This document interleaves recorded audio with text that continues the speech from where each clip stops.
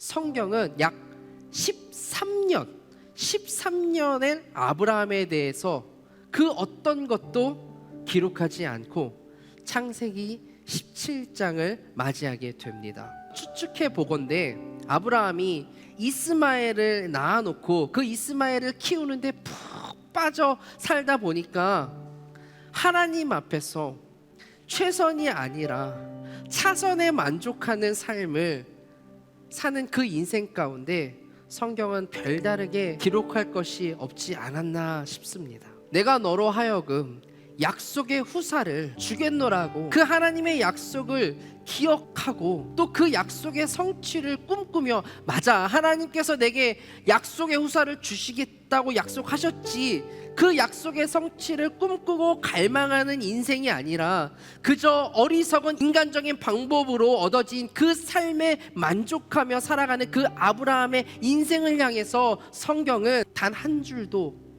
할애하지 않고 있음을 보게 됩니다. 나는 과연 나를 향하신 하나님의 꿈, 내게 약속하신 그것들, 그 약속의 성취를 매일을 갈망하며 소망하며 그 약속에 가슴 뛰고 기뻐하고 만족하는 삶을 살아가고 있는 인생인가? 아니면 여기 등장하는 아브라함, 사레, 그 또 하갈, 그 가정과 같이 하나님의 약속을 까마득하게 잊어버리고 하나님의 일들과 전혀 무관한 삶을 살아가면서 그저 내 욕심, 내 방법으로 얻은 그냥 그 이스마엘에 만족하면서 그 차선에 만족하며 살아가는 인생을 살고 있는 것은 아닌가?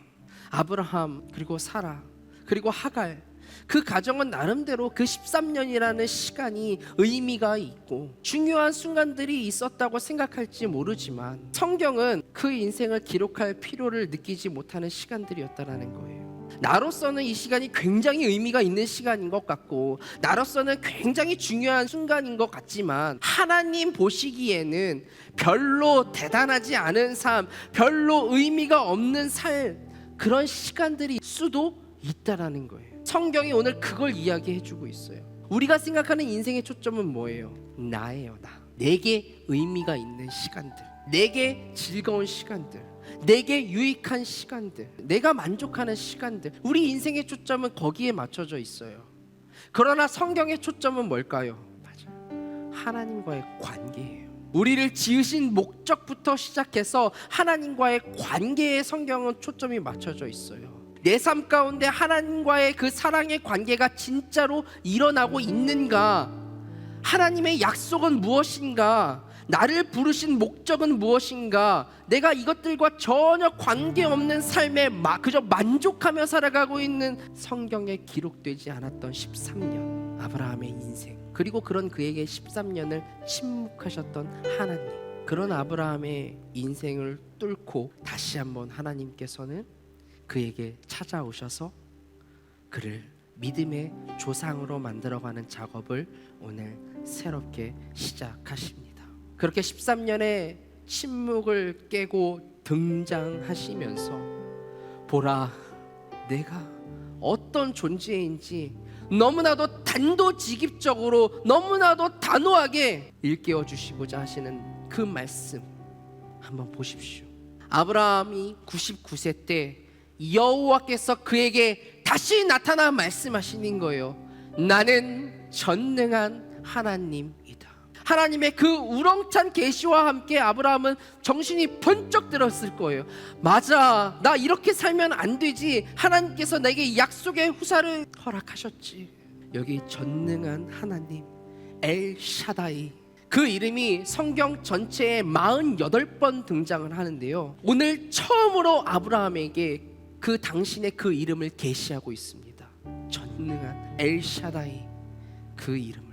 오늘 저희는 본문을 통해서 이 엘샤다이, 전능하신 하나님, 그 이름에 담긴 의미를 한번 찾아보고요, 그 하나님을 고백하는 인생은 어떤 인생인가 정돈해드리려고 합니다. 첫 번째로 엘샤다이, 전능하신 하나님, 그 이름에는 채우는 분이라는 뜻이 있습니다.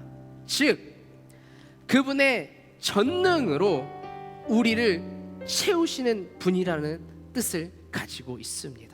샤다이는 어머니의 가슴을 뜻하는 샤드라는 히브리어 단어에서 파생되었다라고 알려주고 있습니다. 갓난 아기들에게 가장 영양가 있고 가장 안정감을 주며 가장 그들을 만족하게 할 수 있는 것, 그래서 그 아기들에게 가장 필요한 것은 어머니 가슴에서 나오는 모유입니다.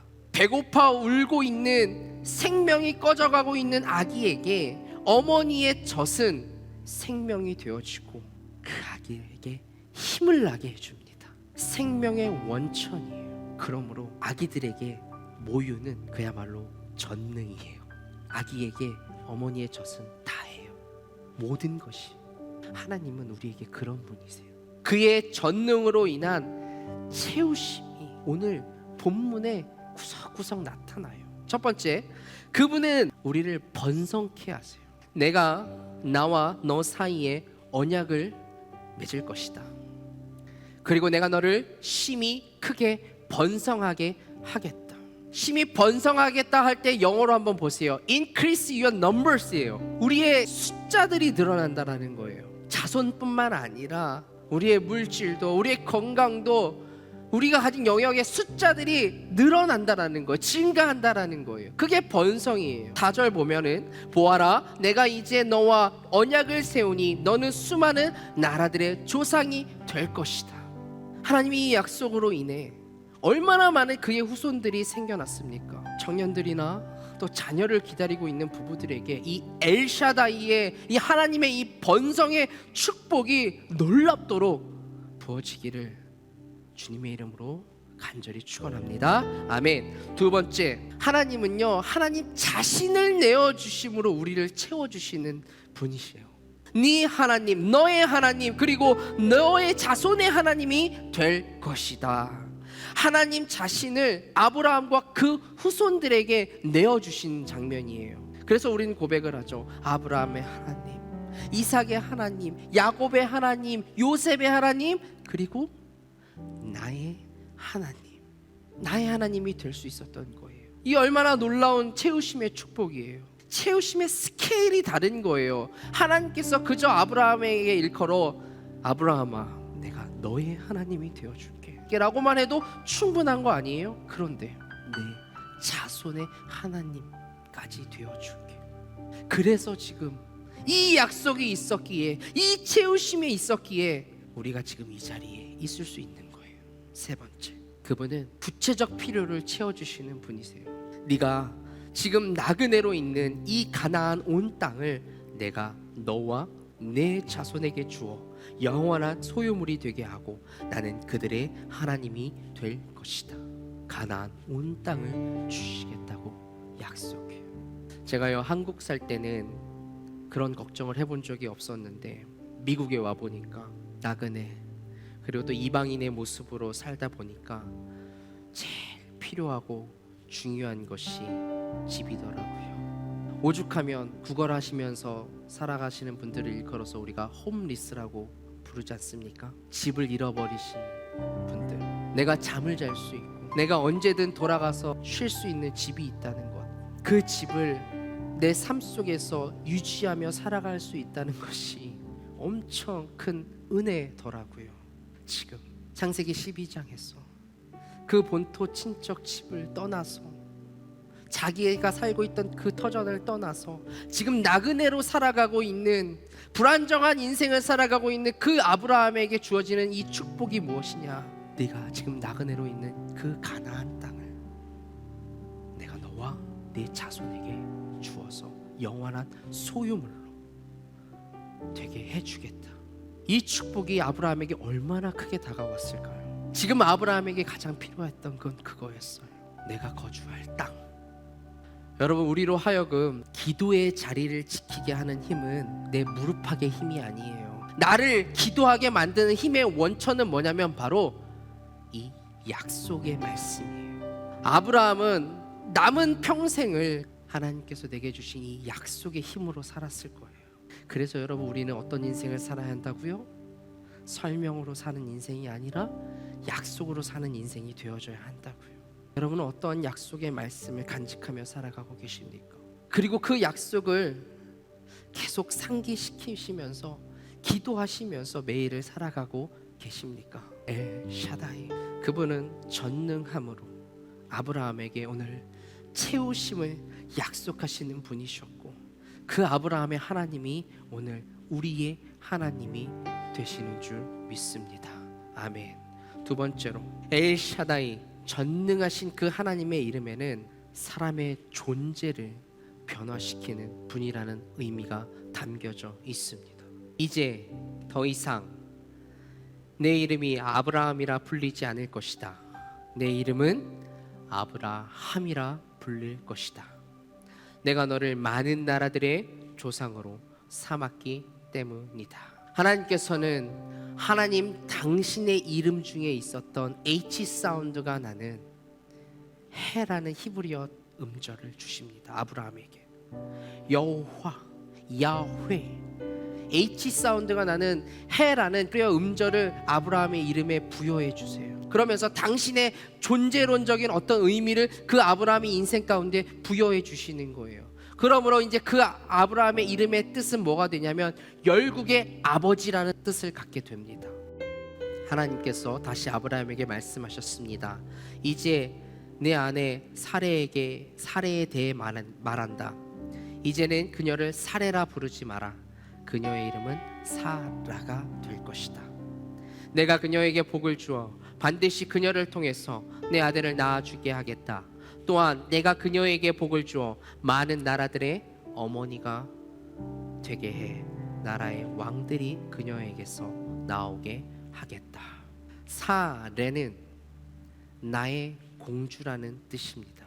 그런데 여기 히브리어 해 음절을 주시면서 해라는 단어를 덧붙여 주시면서 열국의 어머니라는 이름을 뜻의 사라가 됩니다. 하나님께서 그들의 이름 가운데 주신 해, 히브리어 해는 숨구멍이라는 뜻을 가지고 있습니다. 아브라함과 사레, 그 이름의 뜻은 원래 어땠습니까? 높은 아버지. 아마 아브라함은 많은 이들로부터 높임을 받고 싶었던 인생이 아니었을까요? 나의 공주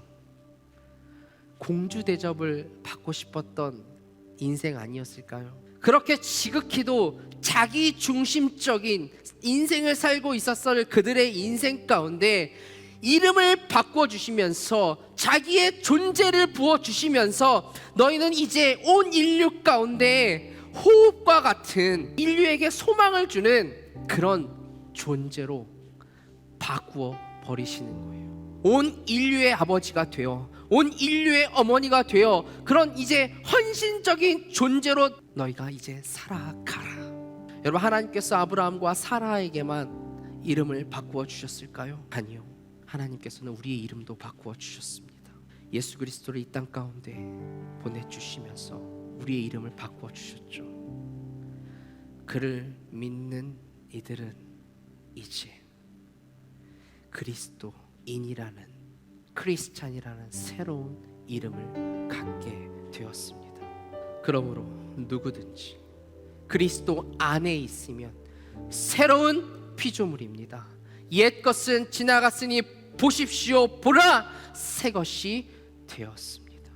사망할 수밖에 없는 존재에서 생명을 가진 자로 그는 죽음에서 생명으로 옮겨졌느니라.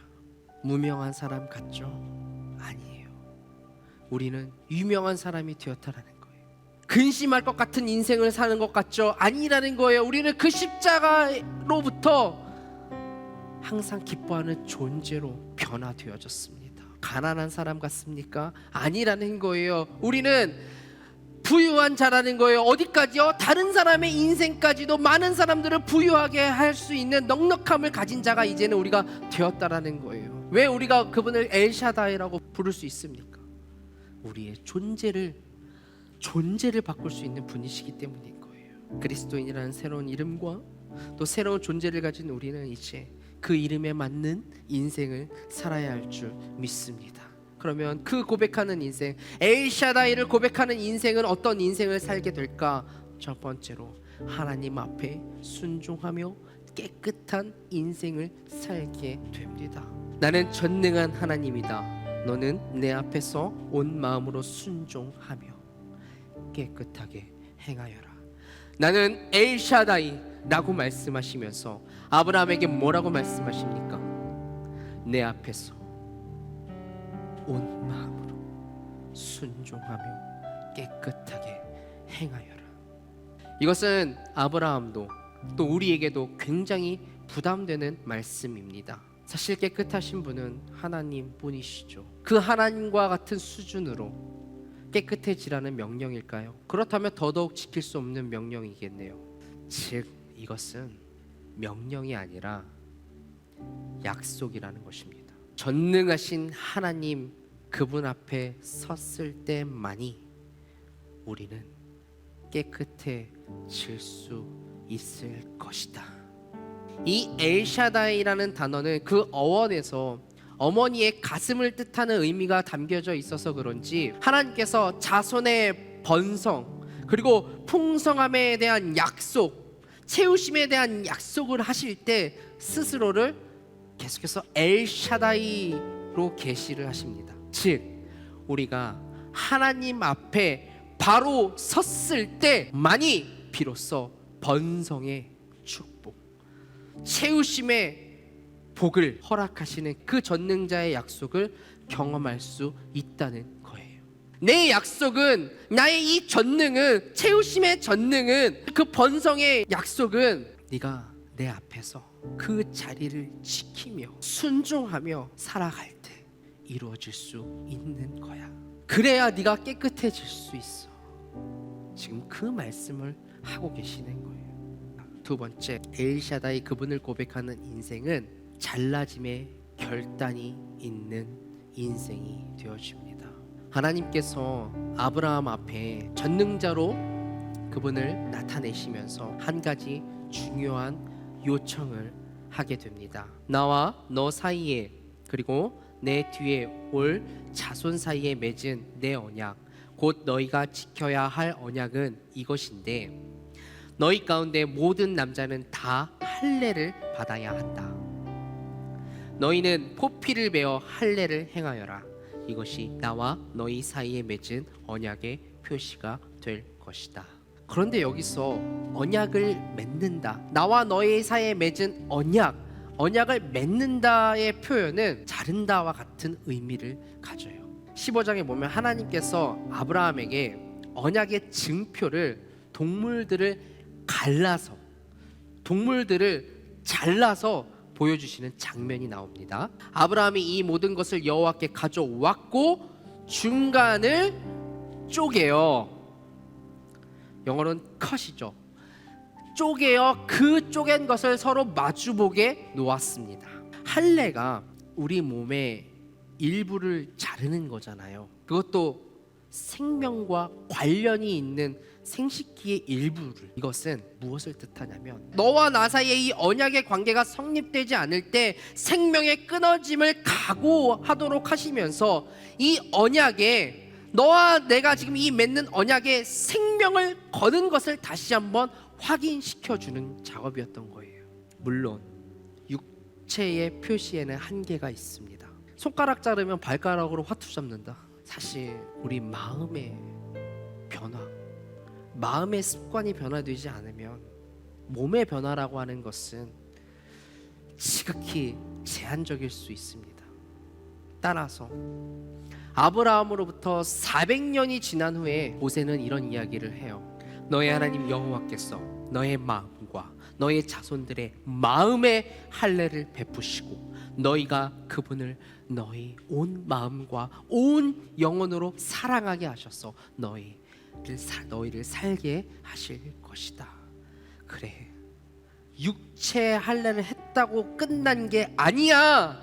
세례 받았다고 네가 변한 게 아니야. 세례를 받았다고 해서 네가 다시 태어난 게 아니라 육체의 할례에 머물지 말고 마음의 할례로 이어져야 한다라는 거예요. 그리고 그 핵심은 뭐냐면 바로 그분을 온 마음과 all your heart, all your soul, 온 영혼으로 사랑하는 거야. 그분을. 그게 핵심이라는 거예요. 하나님 그분은요, 그분의 생명을 다해 우리에게 언약을 체결해 주신 거예요. 그 언약의 성취를 위해서, 그 언약을 이루시고자 하시기 위해서 결국 예수 그리스도를 우리 가운데 보내주신 거거든요. 오늘 아브라함은 전능자 그분과의 그 언약을 위해 그분께 온 마음과 온 영혼을 다 드리는 마음으로 할례를 행해야 했습니다.